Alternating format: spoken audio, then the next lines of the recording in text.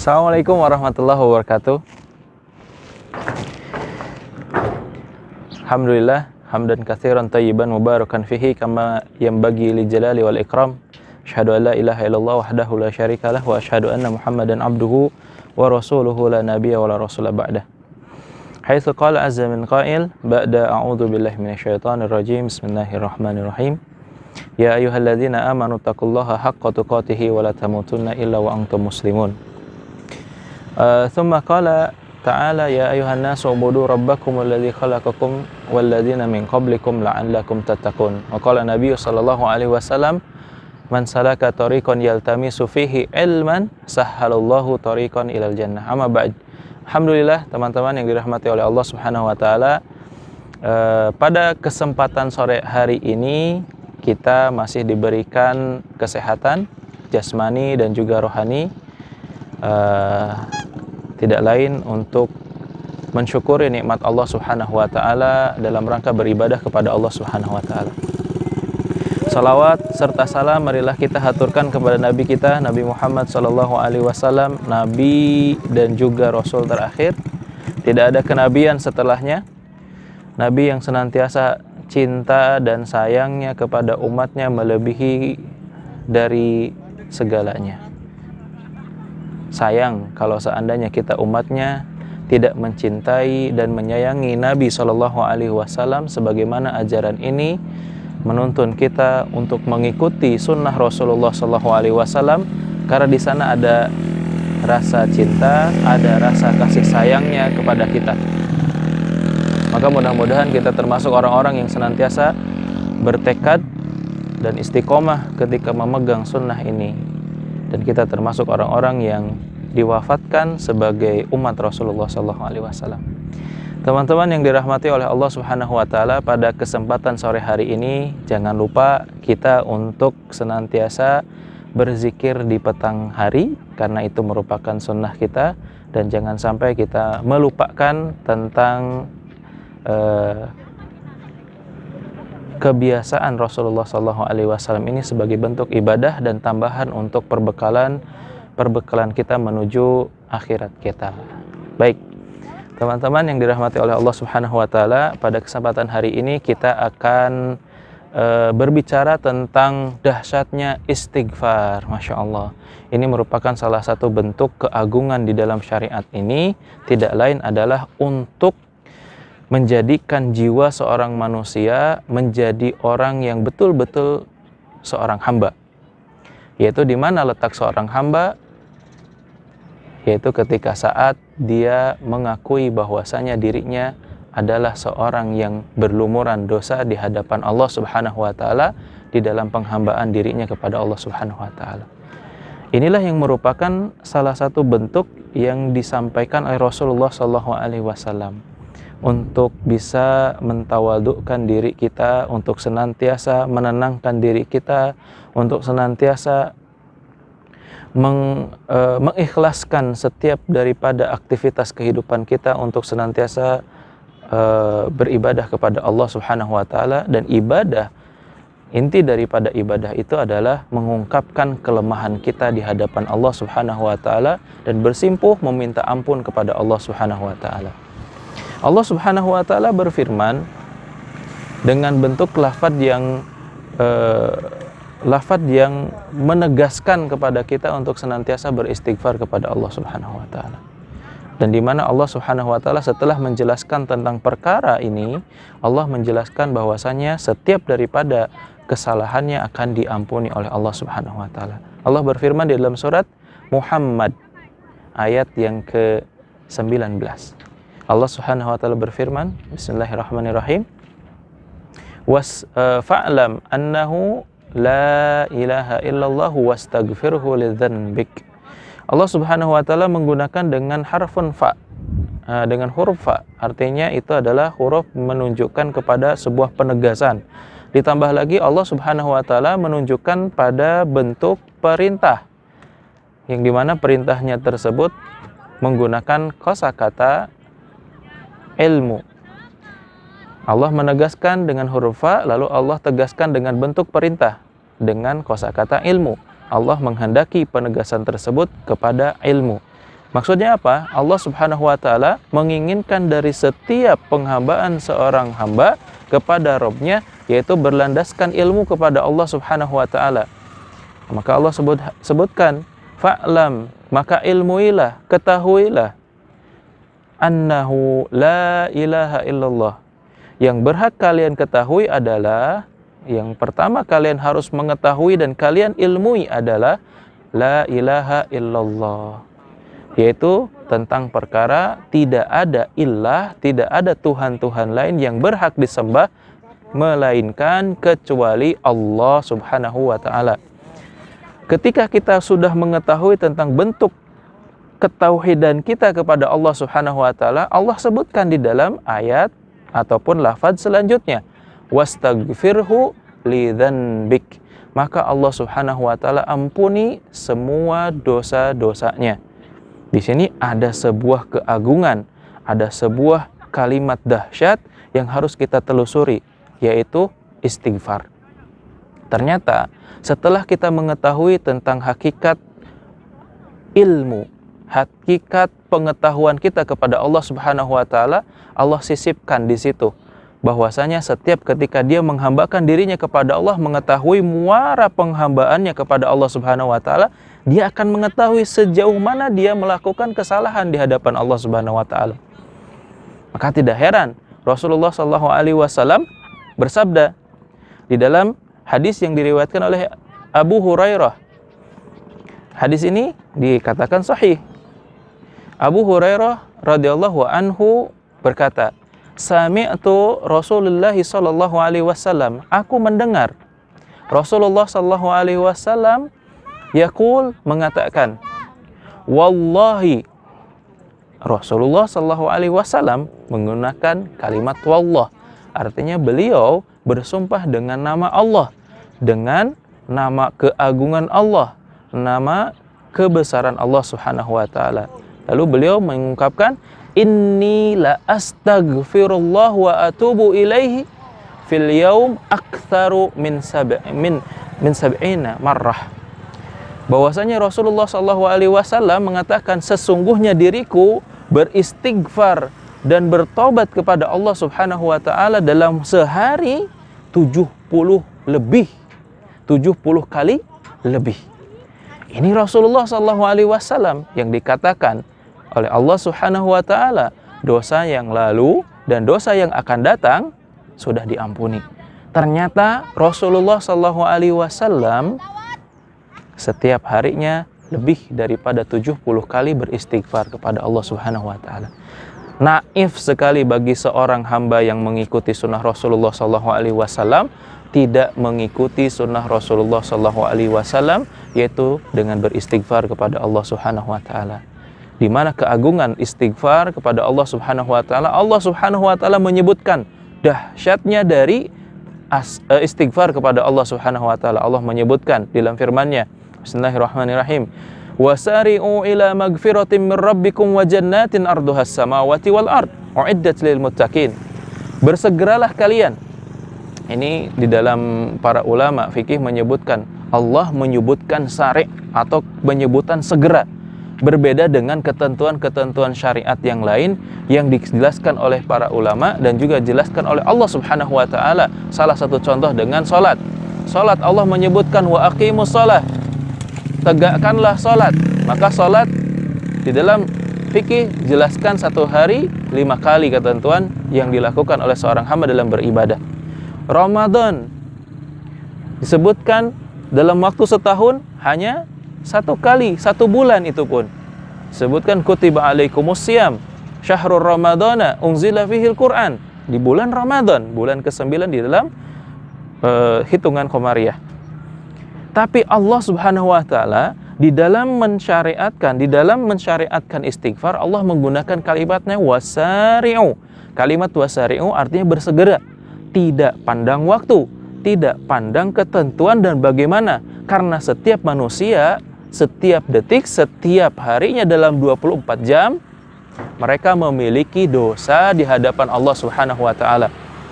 Inilah yang dimana Rasulullah SAW mencontohkan, inni la astaghfirullah wa atubu ilaih. Sesungguhnya Rasulullah SAW beristighfar dan bertaubat kepada Allah Subhanahu wa taala dalam satu sehari 70 kali 70 lebih untuk beristighfar kepada Allah Subhanahu wa taala. Lalu Allah Subhanahu wa taala menyebutkan,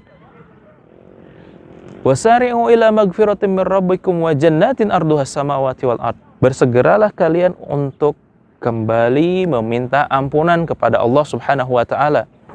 Allah menyebutkan dengan ampunan itu, dengan meminta ampun, bersimpuh meminta ampun, pertolongan dari Allah Subhanahu wa taala atas silaf, kekhilafan ataupun semua yang dilaksanakan kesalahan oleh kita. Allah Subhanahu wa taala menginginkan, ayo jujurlah kepada Allah meminta ampun kesalahan itu, baik itu kesalahannya kepada Allah, baik itu kesalahannya kepada manusia ataupun makhluk Allah Subhanahu wa taala. Dari istighfarnya itu kepada Allah Subhanahu wa taala, Allah sebutkan wa jannatin arduhas samawati wal ard. Allah hadiahkan. Coba bayangkan, kita manusia yang berlumuran dengan dosa, hanya dengan istighfar Allah hadiahkan surga. Ini dahsyat sekali. Ini luar biasa sekali. Tidak ada Rabb yang maha pengasih dan lagi maha penyayang kecuali Allah Subhanahu wa ta'ala. Dengan beristighfar saja kepada Allah Subhanahu wa ta'ala, Allah hadiahkan surga bagi kita. Ila magfiratin jannatin arduhas samawati wal ard, yaitu dunia jannah yang luasnya seluas langit dan seluas bumi. Uiddat lil muttaqin, dan Allah berjanji kepada orang yang bertakwa. Makanya Allah Subhanahu wa taala menyebutkan karakter orang yang bertakwa adalah selalu bersimpuh meminta ampun kepada Allah Subhanahu wa taala. Dan inilah salah satu kisah yang menarik ketika dijelaskan oleh Imam Hasan Al-Basri. Beliau menyebutkan tentang dahsyatnya istighfar. Beliau menceritakan ketika ada salah satu di antara jamaahnya datang kepada Imam Hasan Al-Basri mengeluhkan tentang segala permasalahan hidupnya. Apa yang dikatakan oleh Hasan Al-Basri ketika datang seorang perempuan yang datang kepada Hasan Al-Basri, "Wahai Imam, aku sudah menikah 20 tahun lamanya, tapi kok belum dihadiahi janin, anak, keturunan dari buah pernikahanku." Imam Hasan Al-Basri menjawab dengan simpel, "Fastaghfirullah." Beristighfarlah kepada Allah. Lalu perempuan tadi pun selorok dengan mengatakan dengan keheranannya, hanya dengan istighfar? Ya, fastaghfirullah, fastaghfirullah wa atubu ilaih. Beristighfarlah dan taubatlah kepada Allah Subhanahu wa taala. Maka si perempuan itu pun pulang. Tak lama kemudian datang lagi.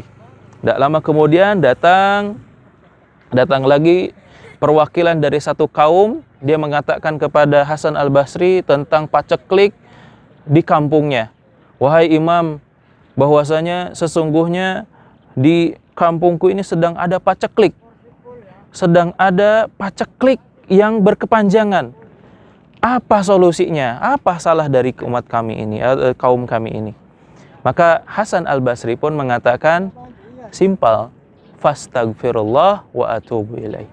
Beristighfarlah saja kepada Allah dan taubatlah kepada Allah. Hanya itu? Iya, hanya itu. Maka kembalilah perwakilan dari kaum tersebut kepada kampungnya. Tak lama kemudian datang lagi seorang pemuda yang mengeluhkan kehidupannya. "Wahai Imam, aku tuh miskin, aku belum makan, aku tidak pernah diterima dalam pekerjaanku." Dan lama kemudian dia setelah tidak diberikan kepercayaan oleh orang lain dan yang lainnya. Lalu kata Imam Hasan Al-Basri mengatakan, "Fastaghfirullah wa atubu ilaih." Beristighfarlah kepada Allah dan bertaubatlah kepada Allah Subhanahu wa taala. Lalu tak lama kemudian, Masya Allah, ini Imam Hasan Al-Basri menyebutkan bahwasanya datang lagi seorang perempuan, datang kepada Imam Hasan Al-Basri dengan memegang perutnya. "Wahai Imam, samaratul istighfar," katanya, "ini hasil daripada istighfarku kepada Allah dan taubatku kepada Allah Subhanahu wa taala, membuka pintu langit dari setiap panjatan doa yang kami langitkan. Suami dan juga istri ataupun saya melangitkan doa, ya Allah berikanlah keturunan, ya Allah berikan keturunan sebagaimana yang disampaikan oleh Nabi Zakaria. Lalu kami beristighfar dan engkau menyarankan kami beristighfar. Inilah hasilnya." kami hamil wahai Imam. Bahagialah Imam Hasan Al-Basri dan juga perempuan tersebut. Lalu datang lagi perwakilan satu kampung dengan wajah yang ceria, gembira datang kepada Imam Hasan Al-Basri. Wahai Imam, ternyata ternyata nasihatmu tentang istighfar kepada Allah dan taubat kepada Allah Subhanahu wa taala memberikan sebuah pukulan kepada kaum kami, kepada kampung kami. Yang tadinya kampung kami ini dilanda oleh musibah, dilanda metaka dan juga paceklik yang berkepanjangan, lalu kampung kami pun dihujani dan juga diberkahi oleh Allah Subhanahu wa taala. Pacekliknya berhenti dan berkah turun dari langit. Lalu datang lagi seorang anak muda yang menyesali tentang kondisinya. Datang lagi kepada Imam Hasan Al-Basri dan mengatakan, "Wahai Imam, benar, terlalu banyak dosaku kepada Allah Subhanahu wa taala hingga lupa untuk meminta ampun kepada Allah Subhanahu wa taala. Ternyata sumber daripada malapetaka kehidupanku yaitu adalah jauhnya aku dengan istighfar kepada Allah Subhanahu wa taala. Hari ini setelah aku beristighfar dan meminta ampun kepada Allah Subhanahu wa taala, aku diberikan keberkahan dari Allah Subhanahu wa taala, kebutuhan yang cukup dan keikhlasan hati yang tenang." Inilah sebuah dahsyatnya dari istighfar kepada Allah Subhanahu wa taala, yaitu menjadikan seorang hamba tunduk, patuh, tenang untuk senantiasa bisa mengetahui hakikat kehidupannya kepada Allah Subhanahu wa taala. Dan inilah yang disebutkan oleh Imam Ahmad bin Hanbal di dalam Mustadraknya. Beliau menyebutkan tentang seorang penjual roti. Ini masyhur kisahnya di antara para asatidz selalu menceritakan tentang thamaratul istighfar, hasil daripada istighfar kepada Allah Subhanahu wa taala, yaitu di mana beliau berangkat dari Madinah, dari tempatnya hingga berangkat ke Baghdad, salah satu tempat yang akan dijadikan tempat dakwah beliau. Beliau berjalan, akhirnya malam pun begitu larut, lalu beliau mendapati satu bangunan yang dimana beliau ingin beristirahat di sana, ternyata tidak diizinkan. Di pertengahan jalan, beliau bertemu dengan seorang penjual roti. Lalu penjual roti tersebut menawarkan untuk beristirahat kepada Imam Ahmad bin Hanbal. Imam Ahmad bin Hanbal tidak pernah memperkenalkan diri, bahkan tidak mentazkiyah dirinya sebagai seorang ulama. Hingga beliau mengikuti ajakan si penjual roti tersebut dan beliau tinggallah beristirahat di rumah si penjual roti tersebut. Lalu apa yang dilakukan oleh Imam Ahmad bin Hanbal? Dilakukan oleh seorang penjual roti. Si penjual roti tersebut mengamalkan istighfar kepada Allah Subhanahu wa taala. Ternyata istighfarnya ini membuat penasaran Imam Ahmad bin Hanbal. Imam Ahmad bin Hanbal menghampiri seorang penjual roti tersebut dan mengatakan kepada si penjual roti tersebut, "Ma thamaratul istighfar?" Apa hasil istighfarmu kepada Allah Subhanahu wa taala? Kata si penjual roti, "Buah daripada istighfarku kepada Allah Subhanahu wa taala, Allah Subhanahu wa taala cukupkan. Cukupkan rezekiku. Allah berikan kebutuhan yang aku butuhkan dan aku mensyukurinya. Allah Subhanahu wa taala memberikan kecukupan kepada kami, istri, anak, semua cukup. Bahkan rezeki pun kami bisa menikmatinya dengan baik. Tidak kurang, tidak lebih. Allah memberikan kecukupan bagi kami." Mendengar pernyataan seorang penjual roti, Imam Ahmad bin Hanbal pun sangat senang mendengarnya. Lalu Imam Ahmad bin Hanbal terkejut dengan pernyataan si penjual roti dengan mengatakan, ada satu lagi yang belum diijabah oleh Allah Subhanahu wa taala dari istighfarku kepada Allah. Apa? Katanya. Gak mungkin Allah gak bisa jawab dari setiap permintaan, permohonan dari seorang hamba yang pandai beristighfar kepada Allah Subhanahu wa taala. Apa yang dikatakan oleh penjual roti? Yaitu aku mengidamkan, berharap untuk bertemu dengan Imam Ahmad bin Hanbal. Mendengar pernyataan ini, Imam Ahmad bin Hanbal bergetar hatinya. Tak terasa matanya pun meleleh dan memeluk si penjual roti tersebut dan mengatakan erat dengan telinganya, wahai saudaraku, jangan pernah kau bersuudzon kepada Allah Subhanahu wa taala dari istighfarmu kepada Allah Subhanahu wa taala. Bahwasanya Allah Subhanahu wa taala tidak akan pernah menjawab doamu.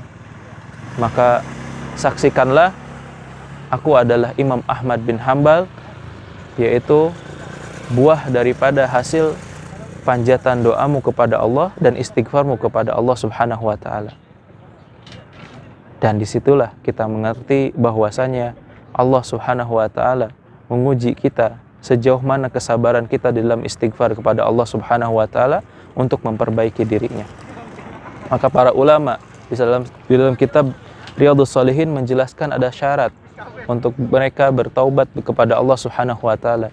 Yang pertama, bahwasanya ketika mereka seorang hamba mau bertobat kepada Allah Subhanahu wa taala, syaratnya adalah menyesali perbuatan tersebut. Perbuatan kemaksiatan tersebut dia sesali. Yang kedua adalah tidak mengulangi lagi perbuatan kemaksiatannya lagi. Dan yang ketiga, dia meninggalkan semua perbuatan kemaksiatannya, sejauh-jauhnya meninggalkannya. Dan inilah syarat utama pertaubatannya kepada Allah Subhanahu wa taala. Ketika kita tahu muara dosa kita adalah di hadapan kita, maka ketika kita beriltizam untuk bertobat kepada Allah Subhanahu wa taala, maka tinggalkanlah kemaksiatan ataupun yang mengundang kemaksiatan ataupun mengundang dosa-dosa kepada Allah Subhanahu wa taala. Maka dari itu, ikhwan atau teman-teman yang dirahmati oleh Allah Subhanahu wa taala, Rasulullah sallallahu alaihi wasallam pernah bersabda, "Lau lam tudnibu la dhahaballahu bikum, summa ja'ala biqaumin yudhnibun, thumma astaghfarallaha ta'ala faghfarallahu lahum." Rasulullah sallallahu alaihi wasallam bersabda, kalau seandainya seorang hamba, satu kaum merasa tidak memiliki dosa, Rasulullah sallallahu alaihi wasallam bersabda, ini menunjukkan ada sebuah kesalahan yang dimiliki oleh seorang hamba di dalam beribadah kepada Allah Subhanahu wa taala. Jika seorang hamba, satu kaum tidak memiliki rasa salah dan tidak berdosa kepada Allah Subhanahu wa taala, maka Allah Subhanahu wa taala, kata Rasulullah sallallahu alaihi wasallam, la dhahaballahu bikum. Allah Subhanahu wa taala akan memusnahkannya. Sebagaimana Allah memusnahkan Fir'aun yang merasa dirinya suci lepas daripada dosanya kepada Allah Subhanahu wa taala. Padahal hakikatnya pembangkangan dia kepada nabinya, kepada Musa alaihissalam, dan juga kepada Fir'aun, kepada hakikat Allah, kerububiahan Allah Subhanahu wa taala, dan dia meninggikan dirinya, bahkan dia mengatakan menyeloroh dirinya sebagai Tuhan. Maka ini merupakan sebuah pembangkangan yang luar biasa. Perhatikanlah, Allah Subhanahu wa taala membinasakan Fir'aun. Inilah yang disebut bahwasanya la dhahaballahu bikum. Allah Subhanahu wa taala akan musnahkan dia. Bagi kita, orang yang senantiasa membusungkan dada, menyombongkan diri, tidak memiliki salah, hatta dalam perkara ibadah pun meninggikan hati dan juga menghinakan orang lain dalam perkara ibadah, itu adalah merupakan sebuah kesombongan pula. Maka dari itu kita diajarkan untuk istighfar kepada Allah. Bukankah Rasulullah mengajarkan kita setelah sholat kita dituntut untuk beristighfar 3 kali? Astagfirullah, astagfirullah, astagfirullah. Untuk menunjukkan dalam perkara ibadah pun jangan merasa bahwa diri kita pun tidak memiliki salah. Bisa jadi dalam sholat kita pun memiliki kesalahan. Maka Allah lengkapi dan Rasulullah lengkapi dengan istighfar supaya sesuatu yang tidak disadari Allah ampuni. Seperti itu. Maka Rasulullah SAW tegaskan, la dhahaballahu bikum. Allah akan musnahkan dia kalau seandainya dia tidak memiliki rasa kesalahan. Summa ja'ala biqaumin yudhnibun. Kemudian Allah Subhanahu wa taala melahirkan kaum baru, yudhnibun, dan dia melakukan perbuatan dosa. Tsumma astaghfarallaha ta'ala. Kemudian ketika mereka melakukan perbuatan dosa dan dia mengetahui hakikat dosanya itu adalah dalam rangka bermaksiat kepada Allah Subhanahu wa taala, dan dia mengkhianati kalimat la ilaha illallahnya dalam bentuk ibadah kepada Allah Subhanahu wa taala. Tsumma astaghfarallaha ta'ala. Kemudian mereka mengetahui secercah kesalahannya, kemudian mereka meminta ampun kepada Allah Subhanahu wa taala, faghfarallahu lahum. Maka Allah Subhanahu wa taala akan mengampuni mereka. Inilah hakikat istighfar, ikhwan. Inilah hakikat istighfar kita kepada Allah Subhanahu wa taala. Ingat, di dalam tafsir Al-Bidayah wa Nihayah, Ibnu Katsir pernah menyebutkan tentang kisah Nabi Musa. Bani Israel datang kepada Nabi Musa. Nabi Musa sedang menyendiri, mengasingkan, memadu kasih dengan Allah Subhanahu wa taala. Mereka mengeluhkan tentang banyaknya paceklik dan juga banyaknya orang meninggal dikarenakan paceklik tersebut. Nabi Musa diadu oleh Bani Israel, dan ini kebiasaan orang-orang Bani Israel, datang kepada Nabi Musa alaihissalam dengan banyak segudang keluhan. Nabi Musa alaihissalam meminta kepada Allah, ya Allah, jangan kau timpakan kepada umatku musibah dan juga keberatan di dalam penghambaannya kepadamu, wahai Rabbku. Allah Subhanahu wa taala dalam riwayat yang diriwayatkan oleh Ibnu Katsir rahimahullah taala, Allah Subhanahu wa taala mengatakan, ada di antara umatku, ada di antara kalian yang 40 tahun tidak pernah beristighfar kepada Allah Subhanahu wa taala. Maka Nabi Musa alaihi salam marah, mukanya merah kepada Bani Israel. Di antara kalian ada yang belum beristighfar kepada Allah hingga langit tidak menurunkan keberkahannya kepada kalian. Istighfar kepada Allah, taubat kepada Allah Subhanahu wa taala. Karena itulah yang menghalangi langit untuk tidak memberikan rezeki kepada makhluk yang ada di dalamnya. Lalu kembalilah Bani Israel dengan meminta ampuh, bersimpuh kepada Allah Subhanahu wa taala. Kembali lagi dengan permasalahan yang sama, tidak turun dari langit keberkahan. Lalu melapor kepada Nabi Musa alaihissalam, ya Nabi Allah, belum datang keberkahan dari Allah. Kapan datangnya keberkahan dari Allah Subhanahu wa taala? Di antara keluarga Bani Israel banyak yang meninggal dikarenakan wabah ini atau dikarenakan paceklik ini. Memintalah kepada Allah untuk diturunkanlah rahmat darinya. Nabi Musa alaihissalam mengangkat tangannya, minta ampun berdoa kepada Allah Subhanahu wa taala, ya Allah, berikanlah rahmatmu. Allah menjawab, ada di antara makhlukku yang belum beristighfar kepada Allah Subhanahu wa taala. Beliau menyebutkan kepada umatnya kembali, ada di antara kalian. Apakah kalian tidak mendengar? Kemarin saya sudah menyampaikan beristighfar kepada Allah, namun Allah mengatakan ada di antara kalian yang belum beristighfar kepada Allah Subhanahu wa taala. Mereka kembali lagi untuk beristighfar kepada Allah, bertobat kepada Allah Subhanahu wa taala. Lalu Nabi Musa alaihissalam didatangi lagi oleh kaumnya dengan paceklik yang begitu luar biasa. Datang kepada Nabi Musa alaihissalam, ya Nabiullah, apakah belum ada jawaban dari Allah, dari kasih sayangnya untuk bisa menghidupi kami, untuk bisa memudahkan kehidupan kami, untuk bisa menjalani semua aktivitas dengan normal seperti biasanya. Nabiullah meminta lagi kepada Allah Subhanahu wa taala, ya Allah, ini ketiga kalinya aku memohon kepadamu, apa yang terjadi pada umatku. Allah juga menyebutkan ada satu orang di antara umatku yang belum istighfar kepada Allah Subhanahu wa taala.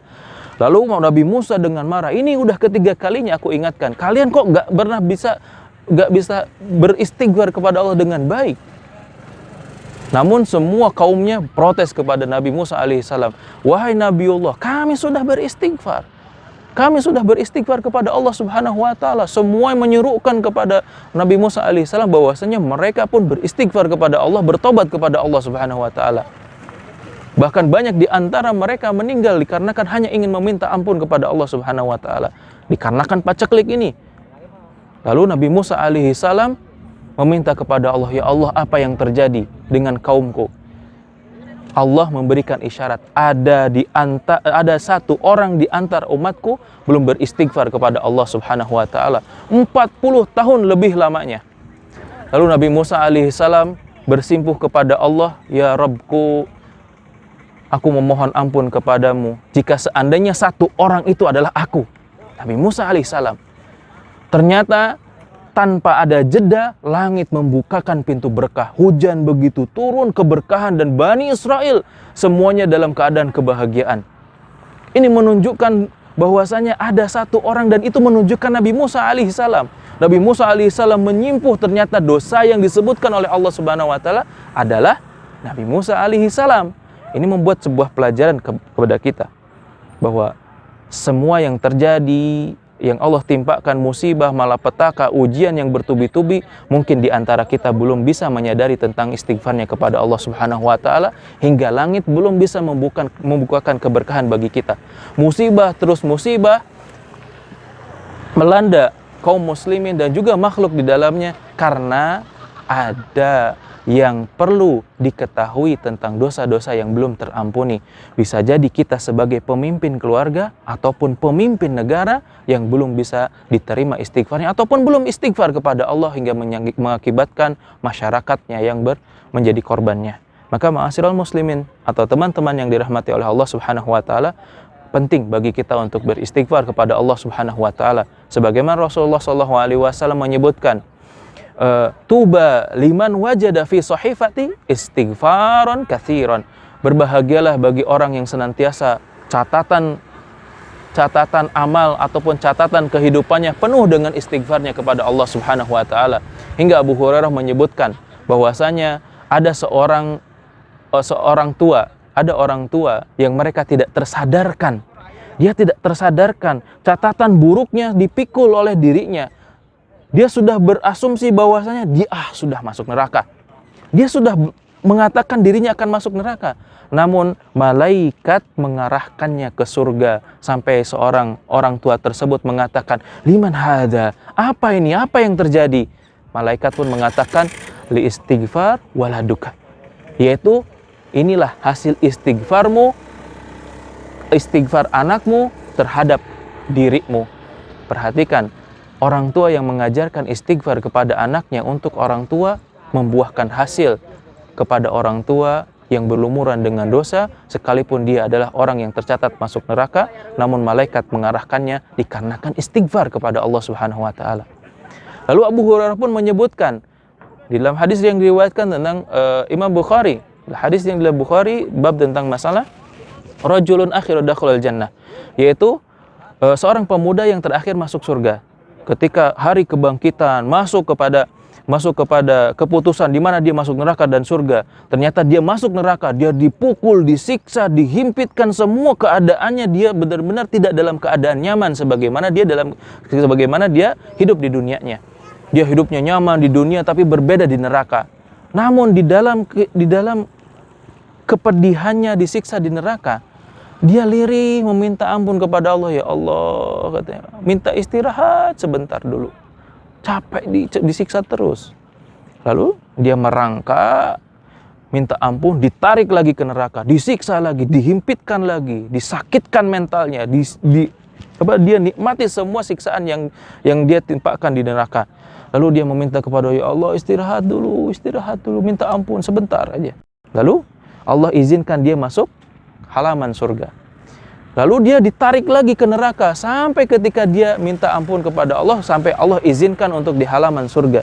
Ketika di halaman surga, dia meminta ampunan kepada Allah Subhanahu wa taala. "Ya Allah, aqrabul babul jannah." Ya Allah, dekatkan saya kepada pintu surga. Lalu Allah Subhanahu wa taala izinkan. Ketika itu di depan pintu surga sejuk, nikmat sekali, beda ketika dia disiksa di neraka. Lalu dia meminta kepada Allah ketika dia mendengarkan banyaknya hiruk pikuk pendengaran ahli surga, mereka kebahagiaan, mereka dalam keadaan senang, dia mereka dalam keadaan bahagia yang luar biasa di surga, cemburu akhirnya. Dan akhirnya meminta kepada Allah Subhanahu wa taala, "Ya Allah, adkhilni jannah." Ya Allah, masukkanlah aku ke surga. Maka Allah Subhanahu wa taala di dalam hadis tersebut ibtasimullah. Allah Subhanahu wa taala tersenyum. Dan para sahabat pun mengatakan, masuklah dia surga dikarenakan kasih sayang Allah Subhanahu wa taala. Hingga para sahabat mengatakan, apakah harus disiksa dulu baru kita beristighfar kepada Allah Subhanahu wa taala? Dan Allah berikan surga atas istighfarnya kepada Allah Subhanahu wa taala. Inilah merupakan dahsyatnya istighfar bagi kehidupan seorang muslim dan seorang mukmin. Orang muslim, seorang mukmin tidak beristighfar kepada Allah Subhanahu wa taala, ada yang salah dengan keimanannya. Karena istighfar itu adalah merupakan ketawaduan dan juga ketenangan hati kita di dalam beribadah kepada Allah Subhanahu wa taala. Menghilangkan istighfar dalam aktivitas penghambaan kita kepada Allah, hati-hati, kita sudah terkena penyakit sombong di dalam ibadah kita kepada Allah Subhanahu wa taala. Jangan merasa bahwasanya kita terlepas daripada dosa dan kesalahan di hadapan Allah Subhanahu wa taala, karena kita adalah manusia yang tidak lepas dengan salah dan juga dosa.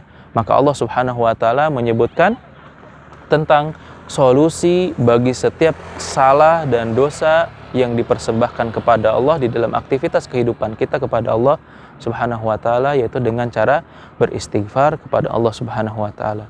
Semua para nabi ketika diuji mereka beristighfar kepada Allah Subhanahu wa taala. Nabi Yunus alaihi salam dikeluarkan dari perut ikan hiu dengan kalimat istighfar. Nabi Musa alaihi salam di dalam berdakwah kepada Fir'aun laknatullah alaih beristighfar kepada Allah Subhanahu wa taala. Mereka dengan lafaz-lafaz yang berbeda. Nabi Yunus alaihissalam mengatakan la ilaha illa anta subhanaka inni kuntu minadz zalimin. Hakikatnya istighfar kepada Allah Subhanahu wa taala. Nabi Musa alaihissalam mengatakan Rabbi shrah li sadri wa yassir li amri wahlul 'uqdatam min lisani yafqahu qawli. Ini merupakan hakikatnya istighfar kepada Allah Subhanahu wa taala. Maka dari itu, teman-teman yang dirahmati oleh Allah Subhanahu wa taala, yang hari ini digalaukan, dibafarkan dengan semua keadaan, apalagi dengan kondisi yang hari ini kita diuji dan dicoba keimanan kita dengan satu wabah yang mengharuskan kita kuat iman kita untuk menjalani aktivitas ibadah kita kepada Allah, yaitu dengan cara beristighfar kepada Allah Subhanahu wa taala. Beristighfarlah kepada Allah Subhanahu wa taala karena amalan ini ringan untuk diamalkan dan besar pahalanya di sisi Allah Subhanahu wa taala. Mungkin itu saja yang bisa saya sampaikan pada kesempatan hari ini. Mudah-mudahan bisa berfaedah bagi teman-teman sekalian, dan saya juga mengajak pada diri saya pribadi, tidak hanya kepada teman-teman, ya saya juga mengajak sama teman-teman juga, ayo kita beristighfar, bertaubat kepada Allah Subhanahu wa taala, dan kita saling berbagi nasihat untuk bisa berbagi tentang bagaimana taubat kita, bagaimana istighfar kita kepada Allah Subhanahu wa taala. Itu saja mungkin yang bisa saya sampaikan pada kesempatan sore hari ini. Mudah-mudahan nanti kita akan ketemu dengan bulan Maghfirah. Apa itu bulan Maghfirah? Yaitu bulan Ramadan. Jangan sia-siakan Ramadan hari ini, karena bulan ini disebut Syahrul Maghfirah, bulan ampunan. Kalau teman-teman menyanyiakan Ramadannya, hidup kita akan penuh dengan cobaan.